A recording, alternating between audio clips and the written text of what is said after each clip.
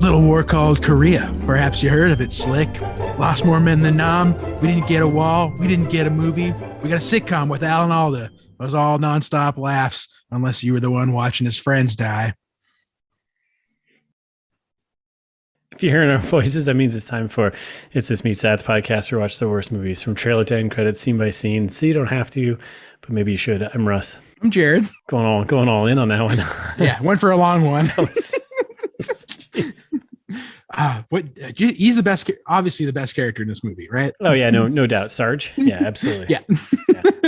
There's no doubt about it. So, this is part one of our scene by scene breakdown of the Matthew McConaughey 2009 Ghosts of Girlfriends Past, which is basically just A Christmas Carol reimagined as a rom-com. Mm-hmm. Last episode, we trashed the trailer. You should go check that out. It's a good one. I'm very sick in that episode, but I'm feeling much better this time. So, yeah, you sound like it. So this is it. This is going to kick off one of two parts for breaking down this rom-com. Mm-hmm. Before we get to that, we want to do a quick recap of what this movie is about, and then we'll talk about our prognostications. Yeah, sure. Which I do not remember. Got you covered. I got you covered. Thank God. So, premise here: while attending his brother's wedding, which I forgot, a serial womanizer is haunted by the ghosts of his past girlfriends. Very straightforward. Yeah. That's it. I kept forgetting there was about a wedding. Yeah, no, this could be Lord of the Rings type of thing, This is just pretty straightforward. Yep. Just ghosts and womanizer. See, expectations from the trailer. So trailer trash, our prognostication started with you and I basically had the same one. That's right. Because I started saying it, and as soon as I started saying a couple words, you're like, I know what you're going to do. Yep. And I was 100% on board. Yeah. I think we were hoping that there's a scene where he takes a car for a wild ride. And we were hoping that he was driving to a bridge to crash it to kill himself. So, that's right. He would wonderful life himself and no one would remember who he was. And everyone would just be happier without him. That's right. Which I think is honestly one of our best prognostications. I think yeah. I mean, we were way off, but way off. We weren't even close, but it should have gone that way. Much better movie if it did, but it didn't. Yeah. So yeah, that's it. That's what we got. So this is going to be a movie. I just want the listeners to know ahead of time. None of the opinions in this movie are the opinions of Russ and myself. This movie is dated. Yeah, 2009. Wow. I didn't think that was out. It's long. That's a long time ago now, huh? I forgot how far we've come as a society. Mostly the gay jokes, just not good. Yeah. Yeah, no. Quite a few. Yeah, too many. Yeah. Too many. Yeah. Way too many. Yeah. all of them. Except the one about the gay pirate. That was kind of funny. Only because I think that was a compliment. Yes. Like, I also would prefer to look like a gay pirate. Yeah, so it didn't age all that well, among other things too. But it's your standard issue, paint by numbers, broken guy, womanizer dude who transforms and realizes that the love of his life has been in front of him the entire time, right? We've seen this movie with Gerard Butler. We've seen this movie with every other actor ever, probably. Yep. And the other thing from the trailer that we, now having seen the entire movie, the trailer, which we talked about this, we're like, man, the trailer feels like it's kind of giving away all of the whatever meat there is to this type of movie, and it gives you everything, even the very end. So yep. Hey, there's some movies where they don't want to be surprised. People don't want to be surprised. They just want to see Matthew McConaughey change. Which then we got the McConaissance right after this. So certainly he did change. He did for the better. So all right. So quick info. Yeah. Speaking of all the people who are responsible for this horrible thing. Yeah. Here we go. So this is directed by Mark Waters, who I know you don't know who that is. I don't either. Nope. And then I started looking up in his stuff. He directed a few movies you might know. Go on. One called Freaky Friday. Familiar. Another little movie you may have heard of, Mean Girls. Okay, so he's a Lohan stan because I'm assuming yeah, it's that Freaky Friday, right? Yes, yeah. Yep. Okay. Yeah, it's a Jamie Lee Curtis and Lohan. So, okay. Yeah. So Freaky Friday, Mean Girls, and then this came out, and then he did Bad Santa 2, which I didn't see. First Bad Santa was good. It was fun. I didn't see Bad Santa 2, yeah. And then he did the He's All That, which is not on Netflix right now, which we were gonna do. We were gonna do that. Yeah, that's the She's All That remake, reimagined, spinoff. Whatever sequel, whatever you want to call it. Okay, so interesting. I don't think this movie was poorly directed. No, it was like it's paint by numbers. It was fine. Yeah, the difference I think is presumably when you tell me about the writers, I'm going to say that's the stuff, because like Mean Girls, you got Tina Fey was she co-directing or just writing? I don't remember. Just writing. But like that's what made Mean Girls great, obviously. Yeah. Freaky Friday, I don't know, like that. Freaky Friday was fine, but like presumably that's a story that's been told 20 times already, you know? Yep. Interesting. He knows how to frame a shot and, do some crazy hijinks and stuff like that, right? Yeah, like the filming of the movie was good. I thought like it was very watchable. Yeah, 100%. Nothing wrong with it there. Screenwriters now. It took me a minute, but these two, I think they're a screenwriting duo, like a paired up group here. So there's John Lucas and Scott Moore. They basically have worked on all the same stuff. So and the one big standout that they did together was The Hangover. What? Were there other people that worked on that? No. They did that and this? Yeah, it was just the two of them on The Hangover. What? Yeah. But but they were. Yeah. Mm-hmm. That movie was funny. Yep. Uh-huh. So they did in quick succession. They did Four Christmases, which is another holiday rom-com with Vince Vaughn and Reese Witherspoon. The same year? Sorry, I'm hung up on The Hangover. Yeah, within 2 years, they did Four Christmases, Ghosts of Girlfriends Past, and then Hangover came out in 2009. So they must have cranked out like 3 or 4 scripts and just hit one with The Hangover. I guess maybe they just used all their smarts on that one. Like they're like, we did it. Had a good year for one script. Oh, and they also did The Change Up, which I did see. Not bad. It's got our friend Ryan Reynolds in and Jason Bateman, huh? Yeah, 2 fan favorites right there. Oh, and Olivia Wilde. Okay. Yeah. This one wasn't bad. It was kind of funny. Didn't see it. Yeah, co-writers, buddies, friends who do shit. Fuck you. If you want to be on the podcast, I kind of want to ask what happened. Tons of questions. And they did like all the Hangovers. No, I don't think they wrote the second and third one. I think they just developed characters. They just developed the story and the characters. Yeah, oh my god, I didn't know Craig Mazin wrote the second one. And who's Craig Mazin? Guy who did Chernobyl on HBO. He's writing he's doing the new Last of Us show. Oh, interesting. So he did 2 and 3 with Todd Phillips and Last of Us is getting a show. Huh? So learned so many new things just now. Right? Thanks, buddy. No problem, man. That's what I'm here for. Yeah. All right. So who's in this movie? We got a lot of people, right? Yeah. Educate me. Okay. So we got our Matthew McConaughey, right? Playing our lead. Check. Not going to say our hero, but we'll just say the lead. Far from our hero. The protagonist, if you will. He's playing Connor Meade. Jennifer Garner plays the love interest, Jenny Parati. Mm-hmm. Emma Stone, she's Allison Vandermeersch as the ghost of girlfriend's past. What a name. Michael Douglas plays Uncle Wayne. He's kind of the Jacob Marley character from The Christmas Carol, right? Kind of leading him down, telling him like, hey, passed away. You were like me.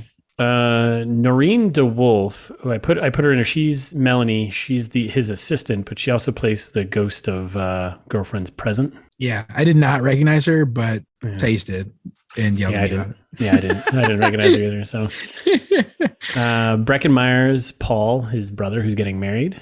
Yeah, to knock off Owen Wilson over there. Yeah. Lacey Chabert. Chabert? I think it's Chabert. You think so? It's French kind of sounding, right? I don't know. I mean, it could be. Why don't we just say it how it's written? So it's Lacey Chabert. Lacey Chabert. If you want to be on the podcast and tell us how to pronounce your name, fuck you. She the one from Mean Girls? Yes, she is. Perfect. Great. She plays Sandra, the bride-to-be. Trying to make fetch happen still. And then we got Robert Forster there. Gave you he's Sarge there, Sarge Volcom. My man. The bride's dad there. Yeah. Best actor in the movie. And then we got Paul Cassell, who plays wedding guest Jeff. And that rounds out the cast. So thanks, buddy. No problem, man. Wait, the guy who played Brad is like moderately famous too. Tice pointed out. I was gonna bring it up, but he's just pops up and stuff kind of randomly. Okay. Fair. I don't know if it was. I don't know. Yeah, I mean, I guess we could say could say his name, but I don't know if it's. Well, people might have heard of him, and so the whole point of this podcast, Russ, as I'm sure you're aware, is so that people don't have to watch the movie, so they can develop a mental picture as we're going through it. Okay, yeah, Daniel Sanjata, who I don't know his name, but I recognize him. I see him. I'm like, oh yeah, that guy. He's been in The Dark Knight, a million things. Yeah, a bunch of TV series, Dark Knight Rises. He was Rescue Me, Grey's Anatomy, Rescue Me, 30 Rock for an episode. What? Yeah, for an episode. Interesting. Law and Order, like everyone else. Like you and I are on an episode of Law and Order. I mean, come on. I mean, to be fair, this guy's on like 6 episodes of Law and Order. So. That's true. Yeah. We'd only be on one, and we'd definitely be like the two that got killed right after like the first 2 minutes. Immediately. Devil Wears Prada, Law and Order, Law and Order. Yeah, so he's been in a lot of stuff. So okay, this all makes sense. So that's our actors. That's who's gonna be filling our pages. Nice. I love to see that. Now, here we go with some numbers. You ready? My favorite time of the day. Box office worldwide. This movie made $102 million. That's too much. Right off the bat, right? It's too much money. Yeah, that's like 27,000 fanatics. So many. Too much money. Domestic video sales, another 25 million, almost 26 million. Like, on what? Like this DVD, movie made baby, DVD. More than 10% of Jurassic Park. How?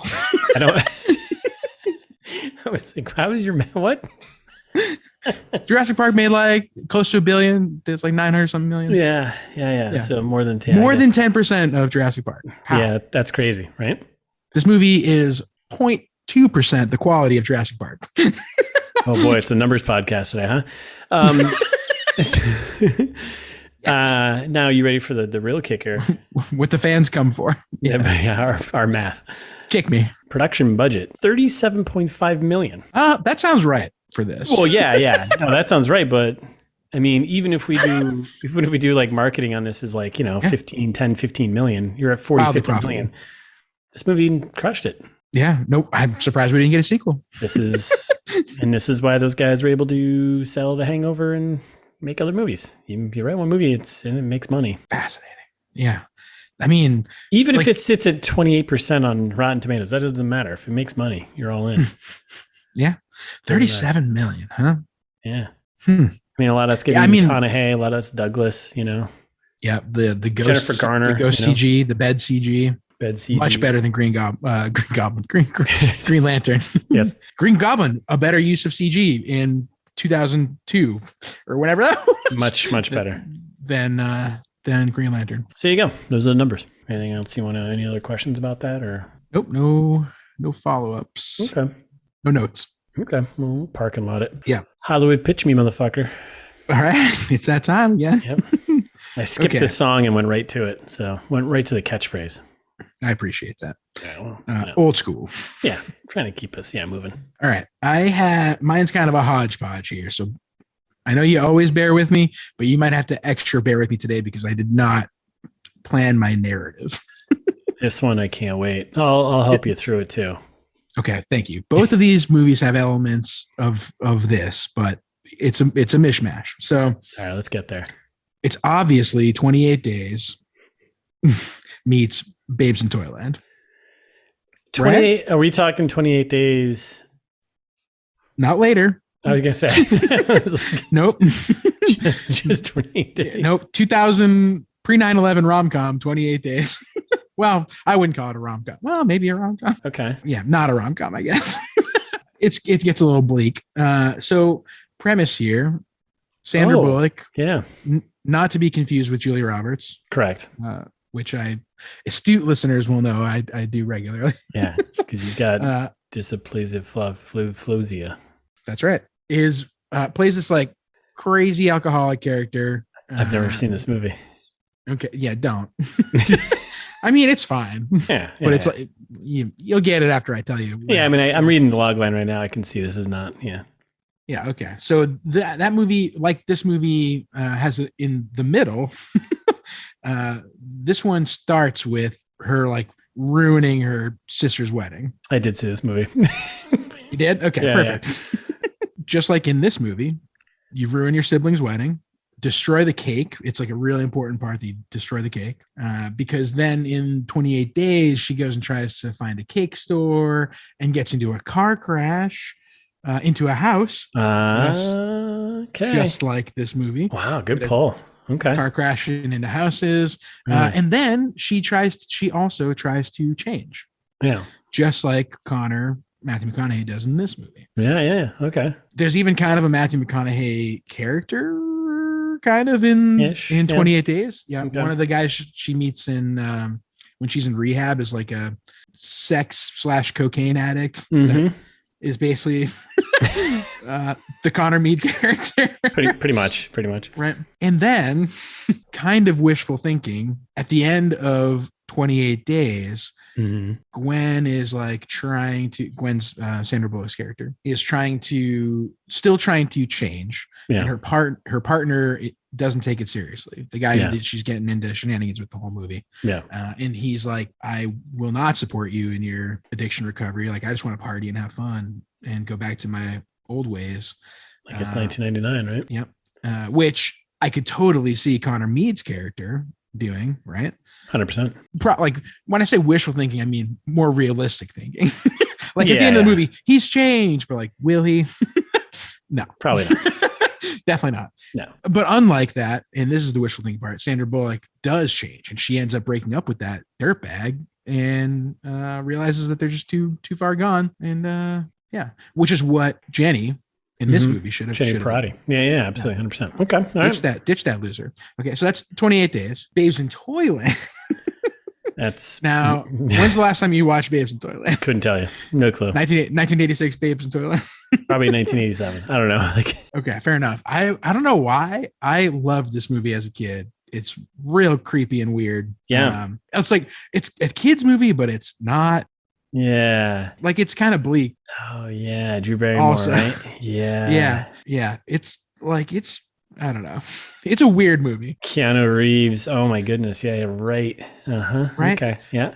One of my favorite bands named after Babes in Toyland. Anyway, regardless. So there is a young child. Marita. Oh yeah. Whose father dies. Yeah. And so she has to take care of her siblings, just like this movie. She had to grow up too fast, just like this movie, and then has to break up a wedding. Yeah, also kind of like kind of like this movie. Yeah. Right. Yeah. Okay. So there's elements there. Right. But at the end, a good wedding does happen. Yeah, which, like this movie, I think Paul and Sandra, they kind of deserve each other. Yeah. I didn't like either of them that much. No. Well, no. I guess I liked Paul. Paul's a good dude.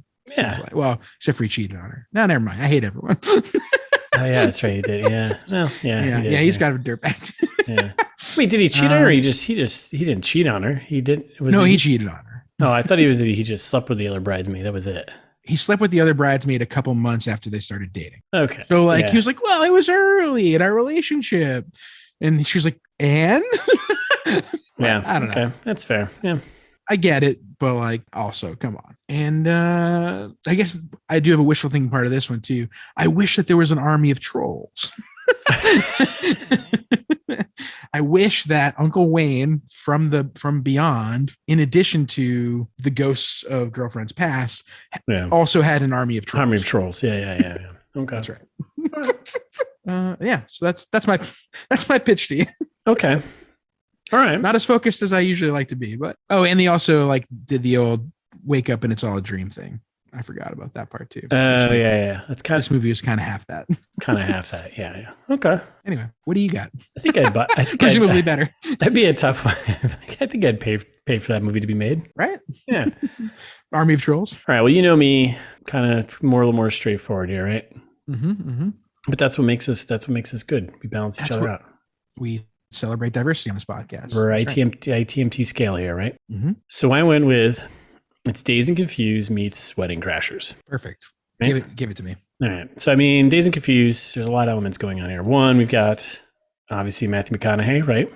All right. Matthew McConaughey with you get two more.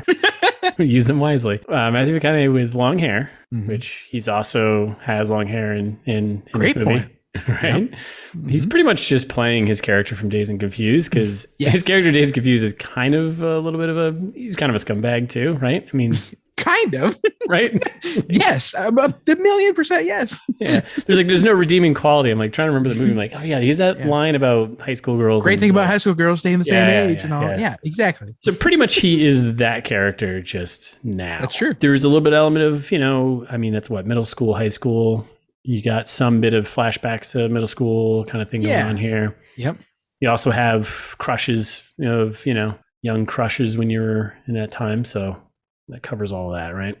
Yep. Okay. Meets Wedding Crashers. I needed something to kind of have a wedding at a ridiculous location. This wedding in this movie takes place in a damn mansion. Yeah. And Uncle Wayne. Shout out to Uncle Wayne. Uncle Wayne, right? And Connor meets kind of crashing the wedding. He's kind of making a mess. Like could potentially and wants to sleep with all the bridesmaids and this mother and that's true. So he's kind of crashing the wedding in a way and ruining everything. But at the end, he does at one point get disinvited also. Right. He did get disinvited. So, but then in the end, he sees the error of his ways and at least for a moment, we'll believe him. And that's it. Yeah.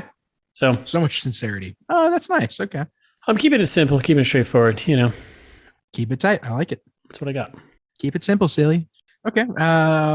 You got fast facts for me? I do. Cranking here. I got fast facts for you. Fast facts. I don't have a lot of them. So a little context here too. I went through a bunch of them and usually we grab these off IMDb and Jared more so vocally, but I also have an issue with this where some of the things that are listed in the trivia section really aren't. They're not interesting. Sure, they're facts, but saying something like this was so-and-so's first movie, sure. That's not any movie is my first movie. Yeah, that's not like it's not trivia or facts that are worth mentioning, right? Mentioning stuff like, oh, this was the second movie that Jennifer Garner and Matthew McConaughey were in. Yeah. Facts, yes. Trivia, no, come on.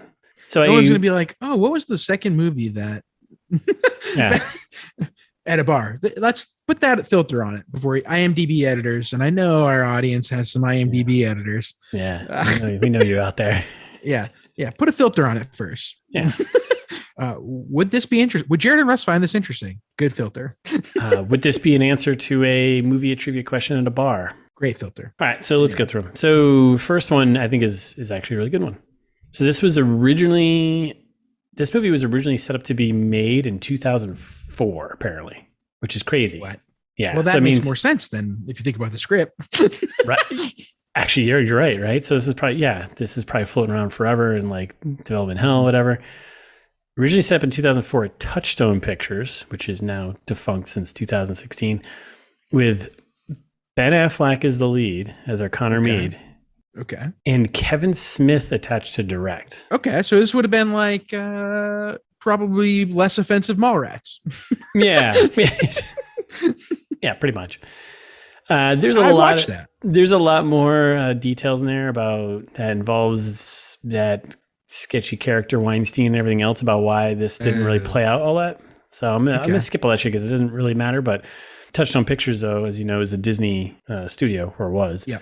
And both opted out mainly because of Weinstein was doing some shenanigans. Oh, well, I guess that's good. And so they both opted out, and then Disney just like canceled the project. Like, all right, we're done. Great. That should have ended this. Should have, didn't. And then here we are.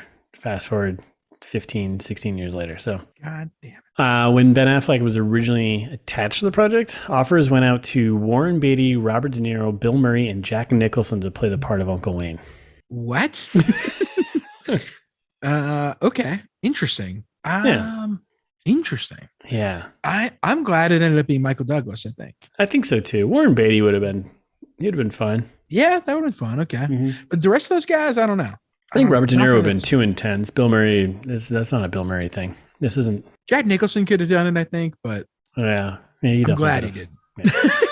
I'm glad this went to Michael Douglas instead, because I don't like Michael Douglas in principle, in spirit, as much as I like Jack Nicholson. Yeah, that's fine. All right, so the next two, you're a big Michael Douglas guy. I don't know. I'm fine with him. I'm not like. Yeah, he's all right. Yeah, it's Michael Douglas. Yeah. All right, the next two, I pulled these. Like again, these aren't like. I don't know. These are fast facts, but I pulled these because they're a little more hometown related for us here in the Massachusetts area. So great. This was primarily filmed at, and kind of fun, I didn't know this place even existed, Crane Castle in Ipswich, Mass. Yeah. Oh, I've been there. I didn't know this. I didn't know this thing was a thing.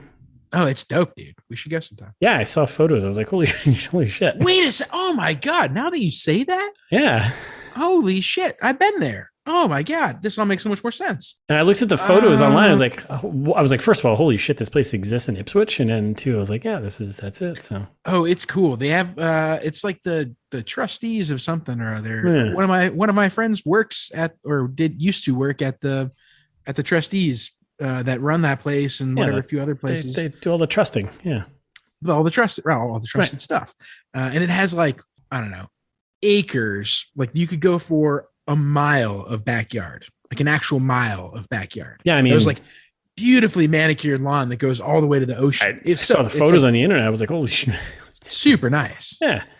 And they do, like Ipswich Brewing does little events there and stuff all the time. You can go get some beers, hang out on the lawn. We'll have to go this summer. Heck yeah. I got some friends who live up there. So glad we just told all of our listeners our plans for that. Yeah, me too. Everyone's like, wow, no one cares. That blew my mind. Great fast fact, buddy. Right? I thought you liked that one. Yeah. And then further with the Massachusetts connection here.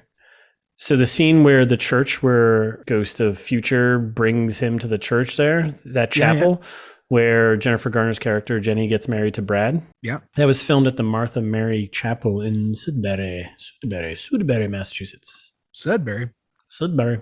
Where the Jewelry Exchange is. Not a sponsor. Sure. One of my favorite radio. We're kind of radio hosts now, so yeah, mostly. Yeah. Oh, that's good. That's a good fast fact too. I was where did they say where the movie took place? Upstate New York, I thought maybe. Yeah, I think. Good question. I don't know if they ever did. I mean, it definitely had a vibe that they were in New York. Right? I got good New England vibes, specifically around the church. Yeah, 100%. Like, when you see the mansion, I did not get the New England vibes. No, I did not think that existed. But the church definitely, and then kind of everything else, had a New England vibe. I mean, it was snowing. So, well, I'm thinking specifically. Oh yeah, well, lots of places get snow. I was thinking about like the forest, like walking not that beautiful, man. Like they did. Not that beautiful. Yeah, I don't think they ever really. I feel like they said. I don't think they ever called it out. So yeah. Speaking of unrealistic to New England, we'll get to it. The driving in the woods. Yeah, right. Yeah. Like, okay, yeah. Maybe you could do that in California. Yeah, that ain't happening. Not here. Anyway. All right, so these are actually pretty fast. Yeah, those are good, right? We got one more. This is just more of like a good reference to the source material, which I did not catch. I don't know if you caught it. So there's a particular scene in the movie midway through where Connor and his uncle are in the street. I think when it's like raining or something. And it's when after Connor visits the apartment of his secretary, right? Yeah. In the background, there's an old style bookshop. Yeah. And it's behind Connor and the ghost of his uncle, Michael Douglas there. Yeah. And it's next to the stairs where the secretary's apartment is. Should be secretary. It's his assistant. But the name of the bookshop in gold print across the glass window is Fezziwig's Books. Oh. Which is a direct reference to Christmas Carol, Charles Dickens' Mr. Fezziwig, character of the original tale. He was Ebenezer Scrooge's first boss. Yep, that makes sense. Cheery soul. Funny, kind of. Because there were a few references. I don't know if you caught them. You probably did. There were like lines from A Christmas Carol. I didn't, because I will say that I did watch this at 12 last night. And fair enough. Apparently this movie is no longer on Netflix Jared gave me the heads up last minute that I should go watch this before it got taken off Netflix. And if you're always wondering when movies get pulled off Netflix, it's about 2 a.m. Eastern time. That's right. I don't think I caught as many Christmas Carol references as I would have hoped, but I'll point them out then. I got actually I got one more fast fact for you. I love it. So I did read an interview that Matthew McConaughey and Jennifer Garner did at the time when they were doing publicity for the movie, and they were asking about, they're like, oh, Matthew, did you have any influences like Uncle Wayne in your life or whatever growing up? And he kind of dodged the question, but he was like, oh, I always thought of the Uncle Wayne character as a Bob Evans type character. Friggin' Robert Evans, producer of the Godfather. I was like, wait, what? What a weird reference. So that was actually in the trivia list. I left that one out, but was it? Yeah, it was in the list. It was like, that was what it wasn't the same one. It was like a different, it wasn't from like an interviewer like that. It was just saying like, oh, he was very clearly supposed to be like Bob Evans. No, that's great though. So like, okay, yeah. So that makes sense then why, if it actually was just meant to be that, and Matthew McConaughey is just basically saying IMDb trivia at this point. Yes. Of like, oh yeah, it always reminded me, like he made it like sound like an original thought. You're like, it sounds like it was intended to be that way. Nice. No, yeah. I think probably someone was just like, oh, this is what the character type is like. And Fuck like, okay. You, Matthew McConaughey. Trying to make it sound like you had a clever idea. But if you want to be on the podcast. Right. Well, yeah, that comes with the territory. To be fair, Robert Evans in his later years does look like just like the Matthew Douglas character. Yeah. So yeah, Michael Douglas, Matthew Douglas. Matthew Douglas. That's Michael Douglas and Matthew McConaughey's kid. That's right. Matthew Douglas. That's right. I wish. No, sorry. I won't, whatever. Fuck this. Robert Evans. Not my favorite Robert Evans. All right, so that's that. So I think we're gonna get into tearing this thing down. Let's do it, right? Woo! Fired up. Fuck yeah. I'm a big fan of the New Line Cinema logo. There's something about it. Really? Yeah, I don't know. It's just old school to me. Got a little nostalgia. Nightmare on Elm Street. Fuck you, Time Warner. But New Line Cinema, you're cool. You're cool. You're cool. You always will be. So then we're just we're doing some opening credits here, right? And flying through the clouds like an angel. Zooming into New York, Manhattan, right there. The very same. Big Apple, as they say.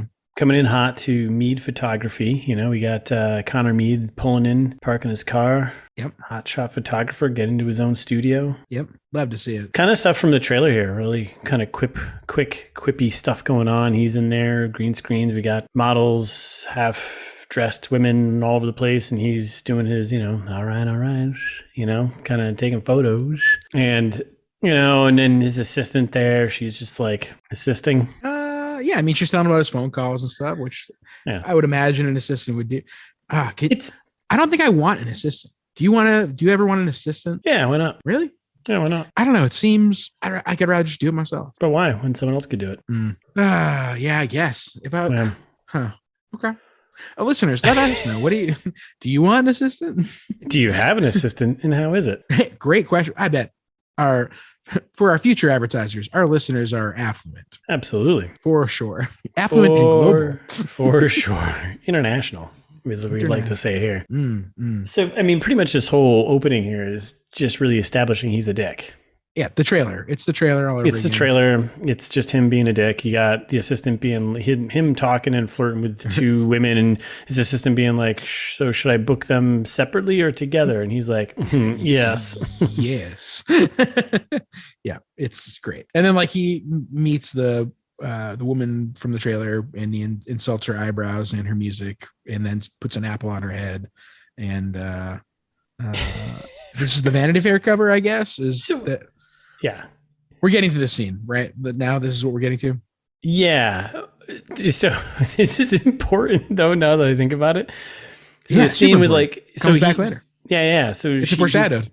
It's completely a foreshadowed. And he's got this singer. Is she actually someone or no? Yeah. She's a singer. She's like her new album came out. But in real life, or is it like, no. She's not a singer in real life, but she is in other stuff. Yes. Yeah. But she's just an actress playing a singer, right? That's right. Yep. As we see, the theme is she's just stripped down to her underwear and puts an apple on her head. And who is the Olympic archer? Who is it? Keiko? I don't know where I think this is going. Japanese Olympic archer? Yeah. Unclear. Yeah. And the whole point was she was going to shoot the apple off her head, and you get a really, I guess, cool shot for the cover. She does. And you get a really cool photo for, I guess, a cover of something. It's weird. It's a weird scene. It's a weird opening scene. But it's kind of funny. Kind of offensive. But it's also, in a way, maybe kind of making fun of, because there are those photographs you see are just like, this is so stupid and pretentious. Like, why are they wearing they bought into it? Yeah. Okay. I feel like they were trying to say like, wow, this is art. This is cool. Yeah. Yeah. I was thinking it was more of like way over the top, like kind of making fun of that like thing. But yeah. Anyways, so whatever. But that's going to come back later, which I don't know why inexplicably comes back. Yep, sure does. And to be fair, the photo is pretty cool because later that night we see it. Yeah, you're like, oh, nice, good pick. kind of, except for you had to torment that poor woman in order to get it, so not worth it. But then we get there's a couple of good gem lines in this scene, like, you're already gorgeous, why do you need to be good at two things? Because she's check out my album, listen to my album, I'm a good singer. He's like, you don't have to be good at both. Then his assistant comes in and she's talking about, well, you got phone calls from all these women. Like, what are we going to do here? And he's like, ooh. I got an idea. Let's conference call breakup, right? After he asked her to do it. Yes. First was, can you do it? This is his assistant, Melanie, right? Yep. And she ends up playing Ghost of Holiday Girlfriend's present later. But she has pretty much been the one who's dealing with all of his affairs here.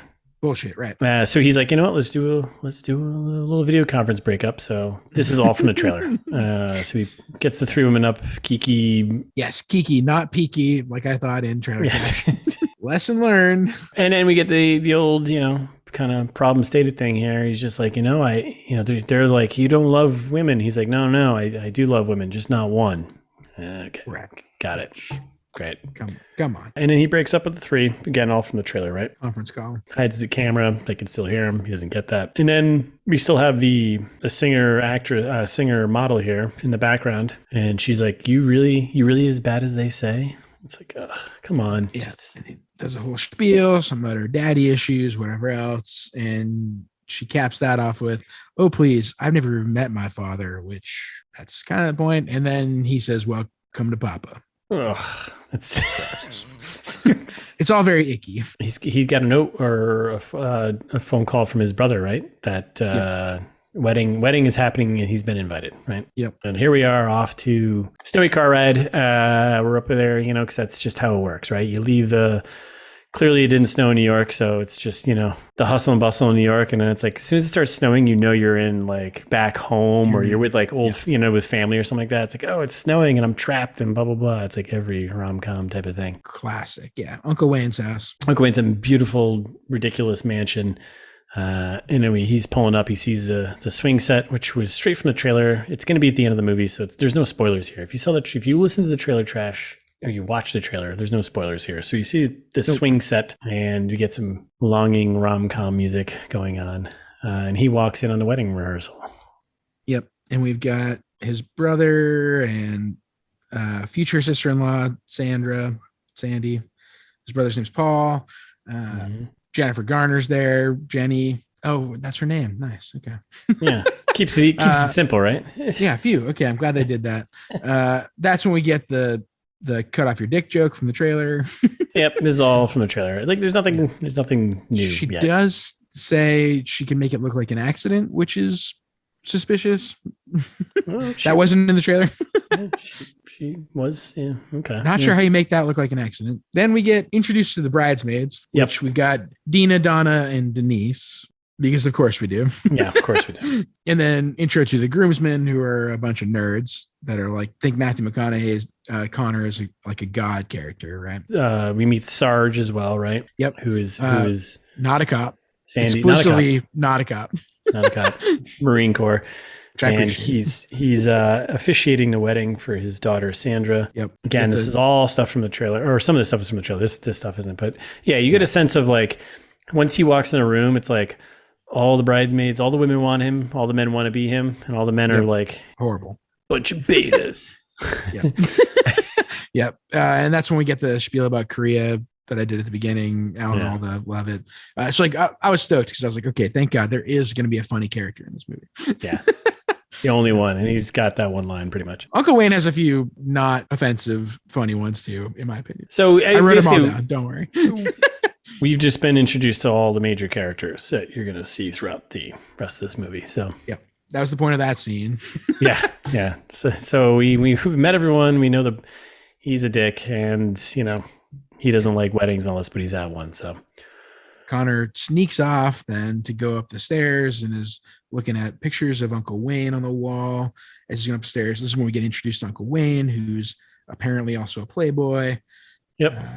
Yep. A lot of famous photos. He's mixing it up with, famous actresses and models and stuff like this, Yep. You can see how much Connor reveres him. And then he goes to his bedroom and there are decorations in the room and he's angry about it. Yeah. Inexplicably. And he's just like throwing them all into the fireplace, which. Yeah. What? Yeah. We were already rooting against him, but there's no redeeming qualities, right?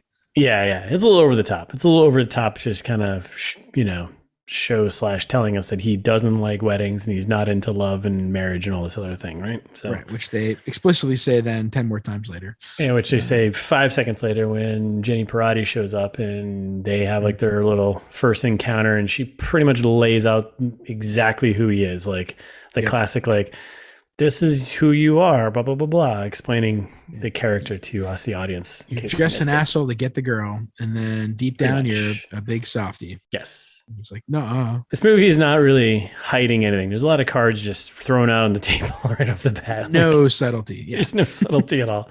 Just here you go. Paint by numbers. Moving along. And then he does some kind of like little cheap sexual innuendo to try and get her into bed, which obviously doesn't work because read the room.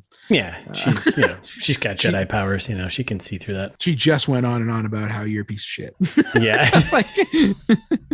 And then we're at dinner. Well, we're at the bar first with the bridesmaids and the bride. Yep. Wow. We're a scene by scene podcast, Russ. That's right. Right. This is important too. A couple of funny lines, like the bridesmaids here. They do a weird hoo-ah thing that I don't care for in the whole movie. Yeah. But before they do for that, Sarge, I guess, right? I think they're making fun of Sarge, which I don't appreciate. I think they are too. They're talking about who they're going to sleep with at the wedding. This is the running theme. That's why it's an important scene because this is the first time they really are like hitting it home of like, well, who are we going to bang at the wedding?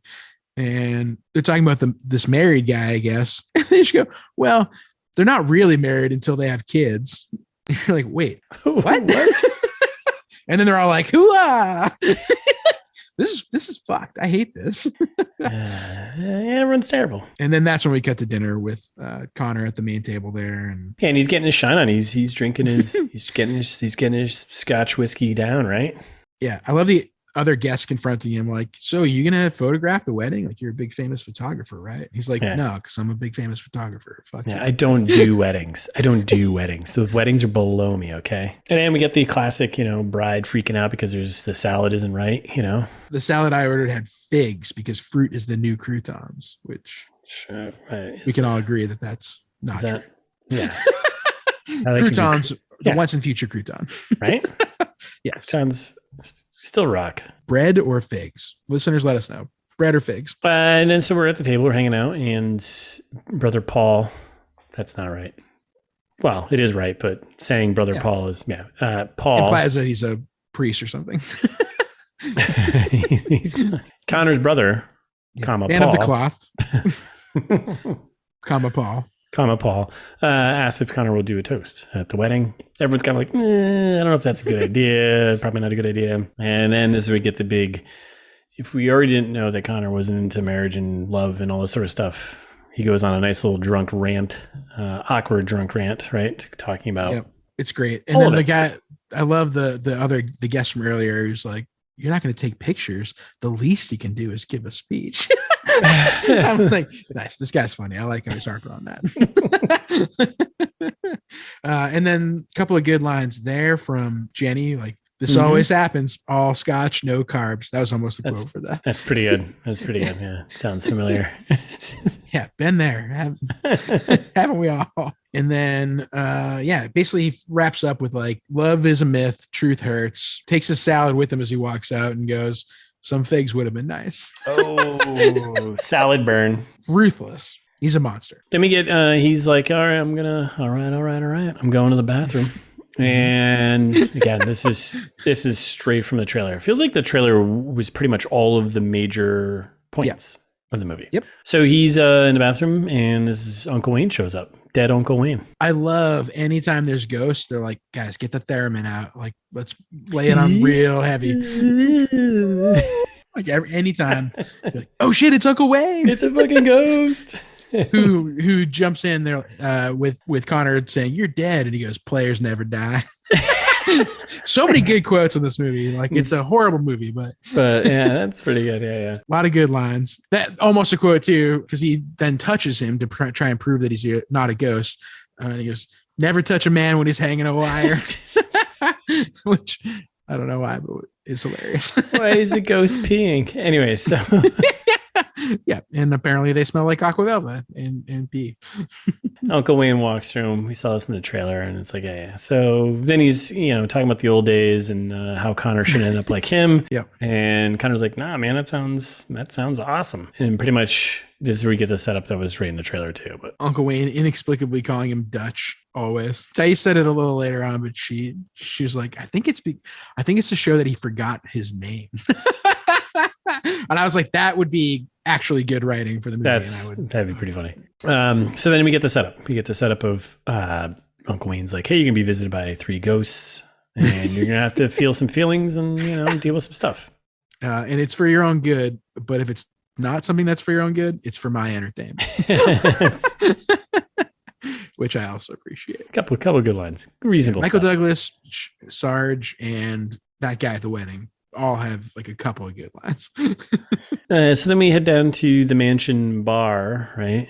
Yeah. And justifiably, he's kind of in shock. A little in shock. He's not sure what's real, what isn't. And we meet the bride's mother, whom he sexually assaults to theremin music. Yes. If it's to theremin music, I don't know what the line is, but yeah, no, that's because he thought she was a ghost, but she's not. But even I think, groping a ghost is probably not the first thing to do, right? Inappropriate, right? Yeah, some would say. I was going to say to her credit, but it's really to society's detriment that she takes it like a champ and is like, well, they're real. And I'm like, God damn it. This movie's horrible, offensive. Yeah. She should be outraged. It's got like some of it's like got this weird like old timey vibe to it, like where I don't know. Do not care for it. Yeah, a little outdated, but So he continues his drunken, cynical rant about marriage and love to the mother here, while at the same time laying it on thick, trying to woo her, and she's like, sorry, Texas, it ain't gonna happen. Yep. And he goes on about a rant about casual sex. And let me ask you, when did casual sex become a crime? Yeah. You're just saying that because I live in a lake of sex? What does that mean? A lake of sex. I live in a lake of sex. And he's like, spooning's nice, but not as nice as forking. I hate this movie. She basically wraps up their conversation with, do you always talk to women like this? He goes, yes. Like, does it work? Yes. Yes. I like how Matthew McConaughey, he kind of sounds like an old guy. He's like, yes, yes, yes. Yeah, he sounds like the old guy from Family Guy. He's like, hey, Mom, why do all face? You boys like popsicles? Herbert, is that his name? I don't remember. So that we get that awkwardness out of the way in real life and in the movie.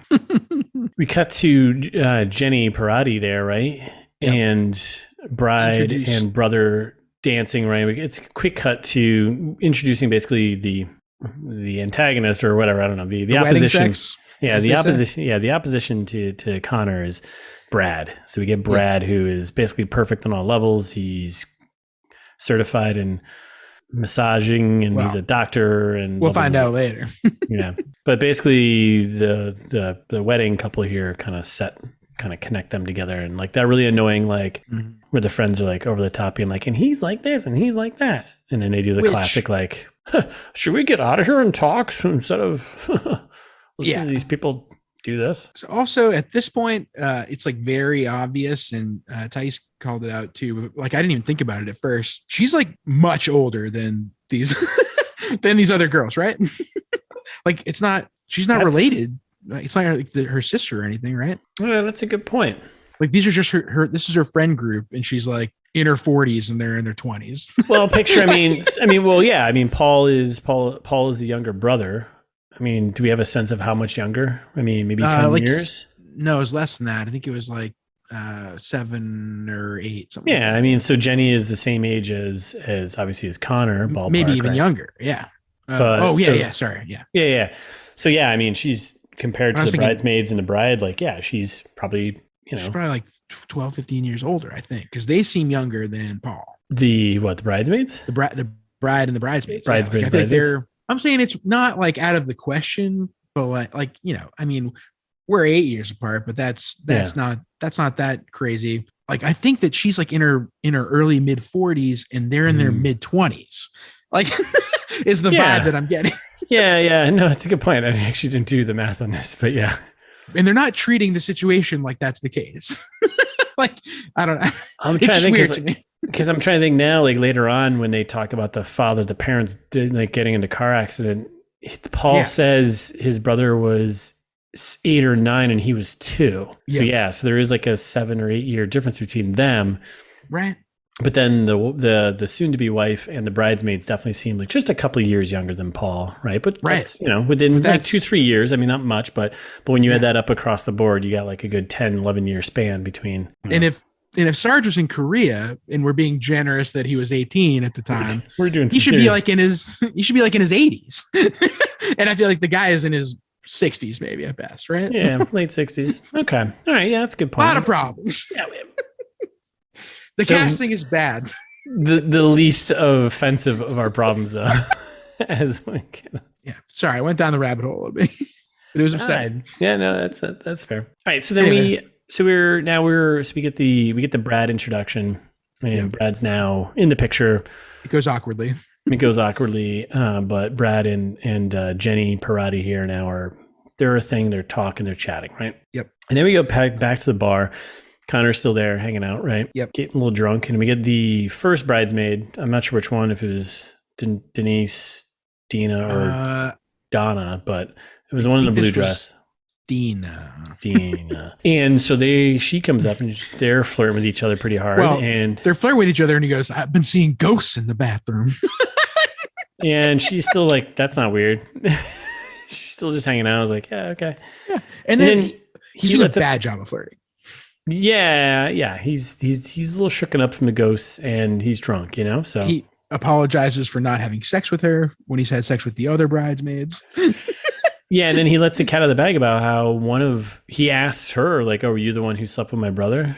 Right. And she's like, what? No. And what? That's important later on because that comes up. Yeah. A little foreshadowed here, which is yikes. So he then tells her, is like, go on up to my room. Open up my bag, and if there's I honestly I didn't know what he said, but it's like I thought he said I couldn't hear it either. Yeah, I thought he said, and just take out the live chicken, and I'll be up there shortly. I'll buy it. I'm sticking with it. I'll totally buy that. Yeah. Also, he's weirdly talking about having sex with somebody who also had sex with his brother as crossing swords, and I was like, that's not what that means. He's not. Yeah, I think that's Eskimo brother. Yeah, that's. I was just gonna say exactly right, which is offensive, but if you're gonna be offensive, get your terminology correct, right? Exactly. Crossing swords is if you're peeing in the same toilet and you. It's exactly right, and you cross swords. Yes, totally different. Completely different. So glad we cleared that up. Really important. So anyway, so this girl is going upstairs to his room, and he tells the bartender that's how it's done. And then this is when they meet up with the Jenny and Brad weird situation here that I don't care for.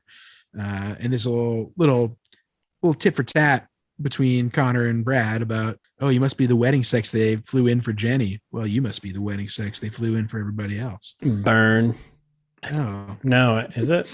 I think he would enjoy that. I don't. Yeah, I mean, actually, that's not a burn at all. Like, yeah. Yeah. Yeah, doctors without borders. Yeah, crushing it here. Yeah.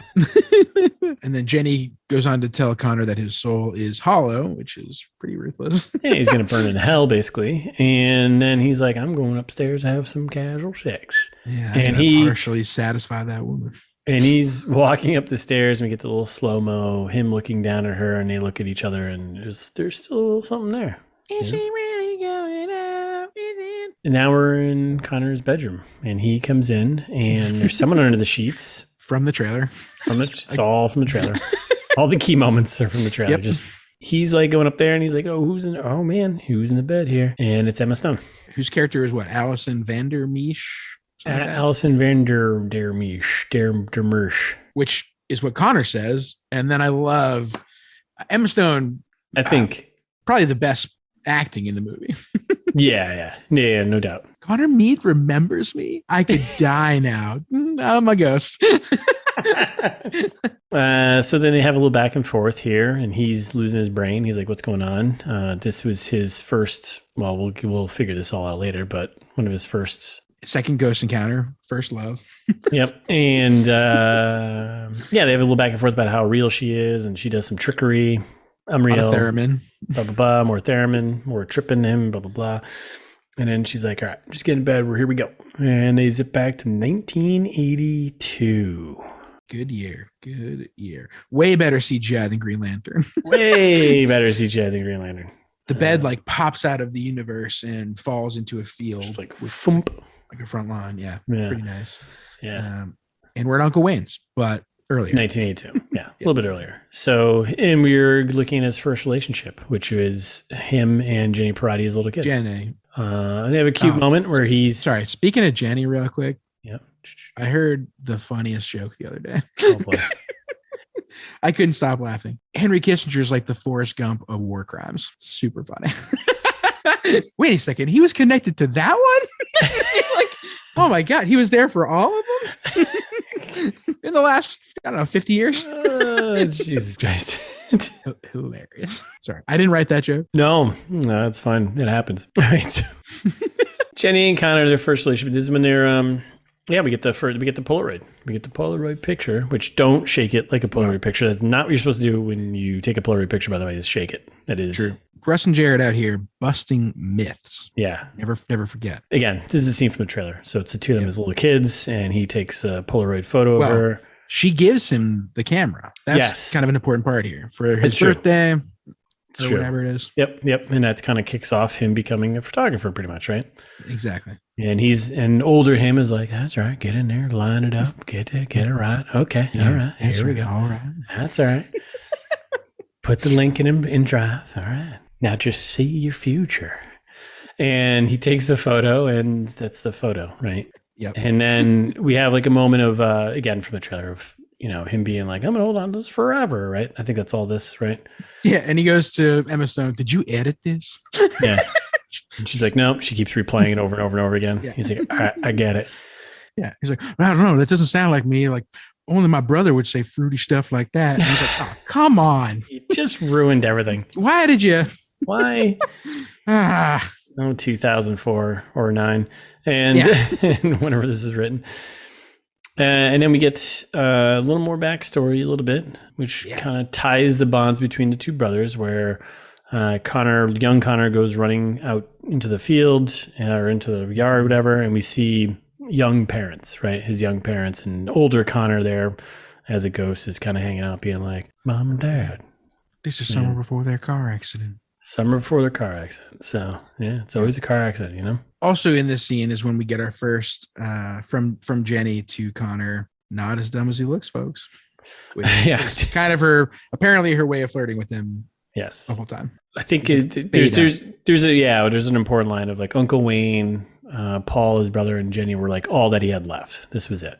Like once the parents went, is it. So small family. Well, because then we cut to the funeral real quick. That's when we had the quick shot of the funeral, right? Where it's just him and 2-year-old Paul and Jenny and Uncle Wayne. Easy. So then to the party, to the dance. We're going to the dance, school dance, doing the safety dance. Really date it. So we are moving on into our mid to late 80s somewhere.